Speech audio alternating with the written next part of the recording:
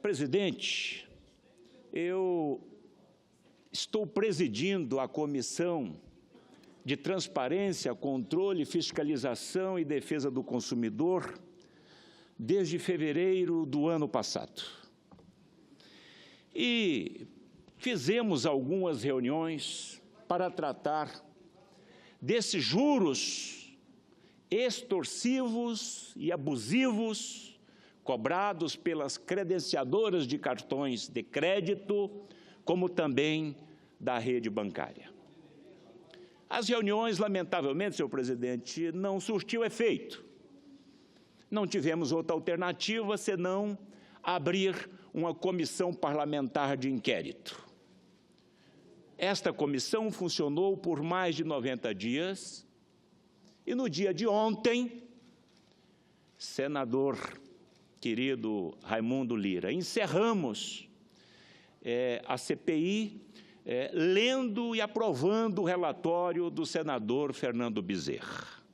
Pois bem, primeiro passo, nós queríamos saber qual era a causa ou as causas, os motivos que levaram os bancos e essas credenciadoras a chegar a cobrar 850% de juros ao ano nos cartões de crédito rotativo. Então, fomos buscar. Começamos, então, a ouvir todos os lados.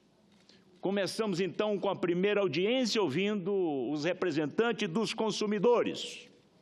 Depois, os representantes dos lojistas. Depois, a audiência com os representantes dos atacadistas. Depois, ouvimos os bancos, os representantes de bancos. E, por derradeiro, ouvimos, então, os órgãos regulador deste segmento de cartões de crédito, que é o Banco Central do Brasil e também o CAD. Ouvindo, então, todos os lados, chegamos, então, à conclusão. A conclusão de que essa cobrança, esse assalto legalizado no Brasil a longa data, primeiro tinha a conivência do Banco Central e do CAD. Porque nada o Banco Central fez nesses últimos anos para botar um freio de arrumação neste assalto, principalmente do cartão rotativo e do cheque especial. Pois bem,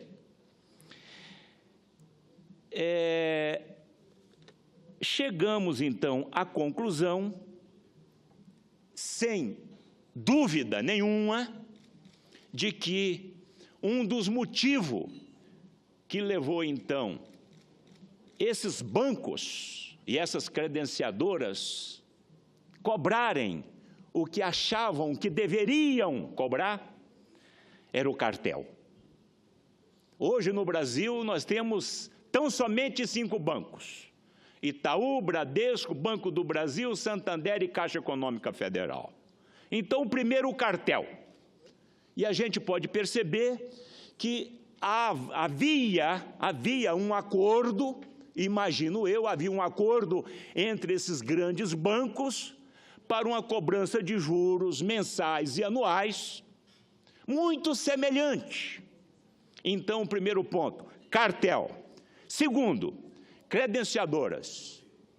O cartão Visa e o Mastercard detêm 90% de toda a movimentação do dinheiro que nós chamamos de dinheiro cartão de crédito, que em 2017 movimentou 1,3 trilhão de reais, mais de 20% do PIB. Então, primeiro, cartel. Segundo, as credenciadoras que detinham praticamente todo o mercado nacional. E terceiro ponto, repito, havia aí uma conivência do Banco Central e do CAD. Ok, mas além dessas cobranças desses juros exorbitantes, tinha uma coisa que ainda tem, que chama-se trava bancária. O que é a trava bancária?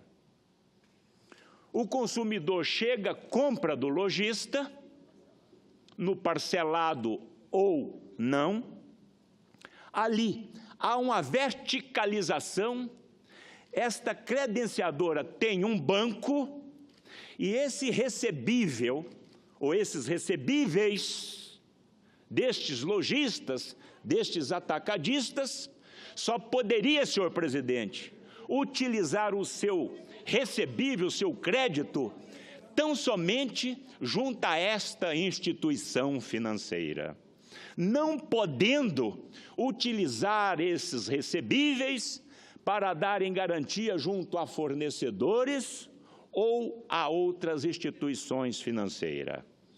Olha, mais uma vez, o cartel.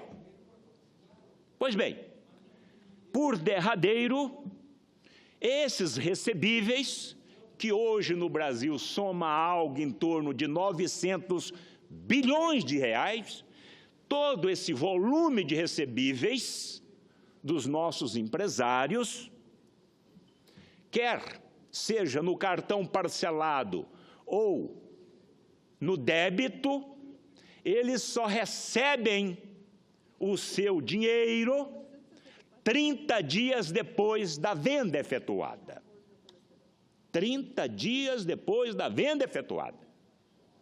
Mas no mundo inteiro, no dia seguinte, as credenciadoras e o banco repassa para os empresários.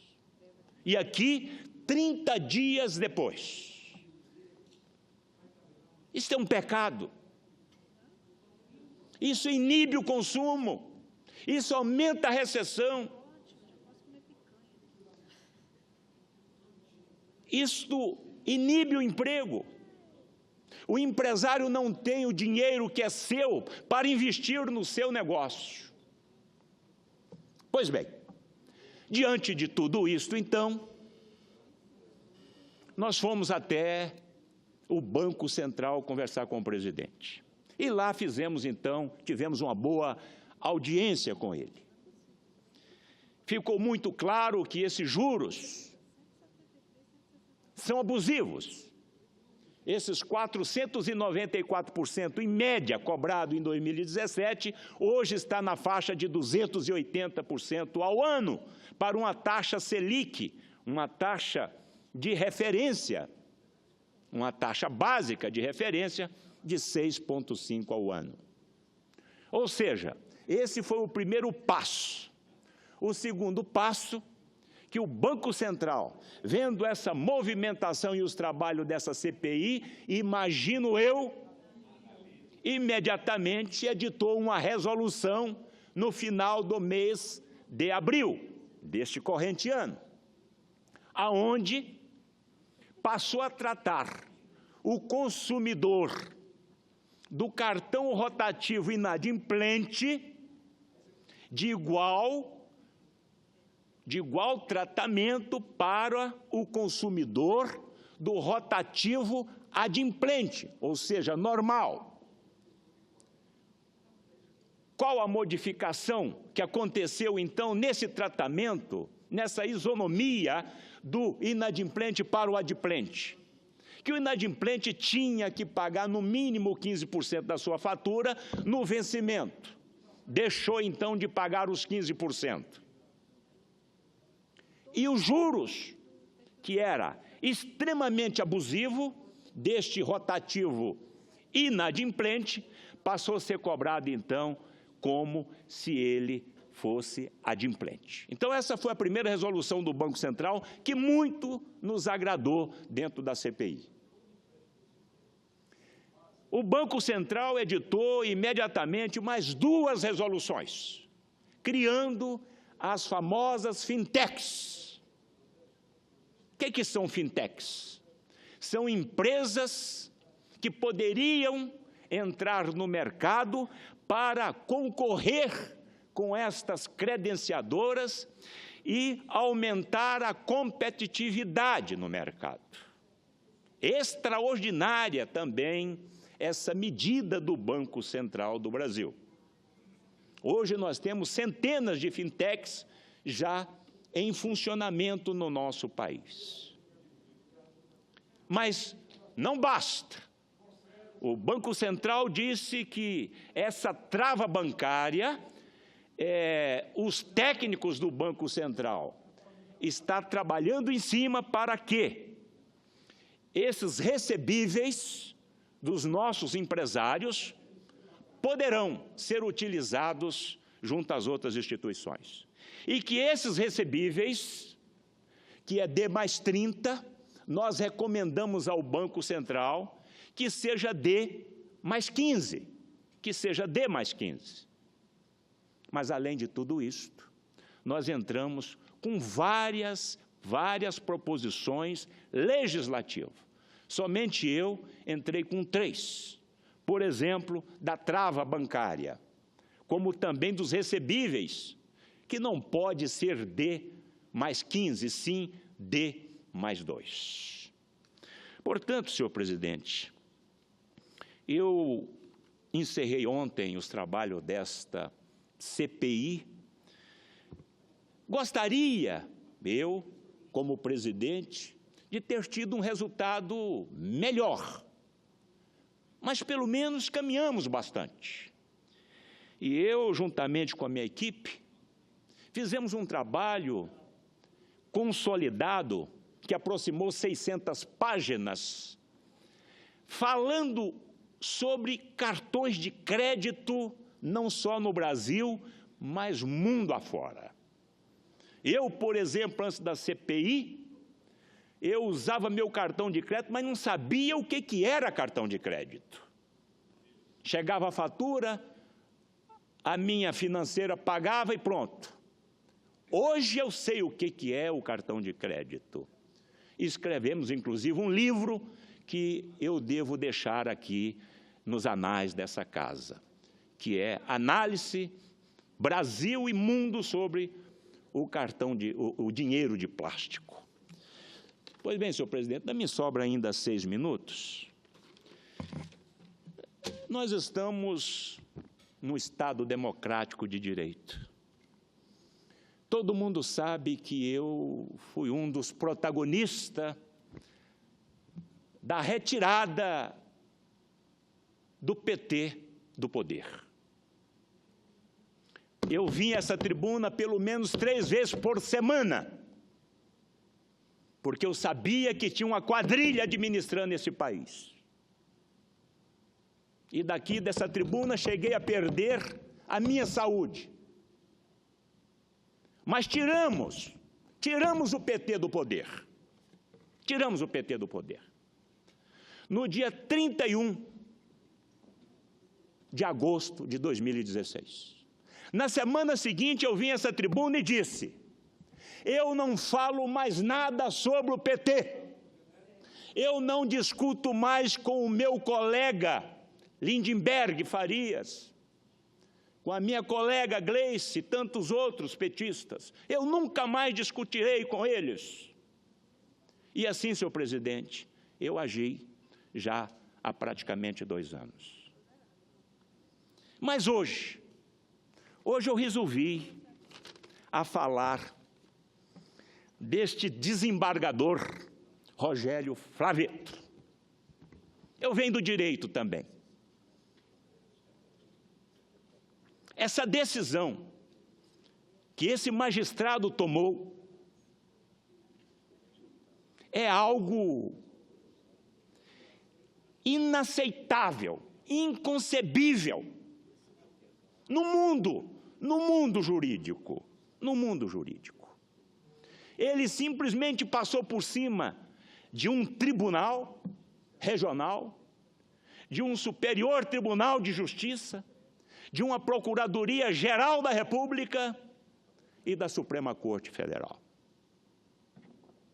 só porque é petista de longa data, só porque tinha no seu quadro Patrus Ananias, porque tinha no seu quadro Tasso Genro, porque tinha no seu quadro, como ex-assessor, José Dirceu, porque foi nomeado por Dilma Rousseff. Por isto, ele, esquecendo tudo o que ele aprendeu na faculdade e nas suas centenas de sentenças, deu aquela habeas corpus num domingo. Eu não poderia deixar de falar sobre esse assunto, senhor presidente. E ele causou uma verdadeira balbúrdia no mundo jurídico e no poder judiciário nosso, que já está um verdadeiro caos, um verdadeiro caos. A nossa Suprema Corte, que nós colocamos todos lá, senador Requião, a PEC da Bengala de 75 anos, agora nós temos que fazer uma PEC da Bengala para 65 anos. Porque a nossa Suprema Corte, a quem eu tenho muito respeito, infelizmente, não tem agido bem. Você vê um ministro olhando para um outro ministro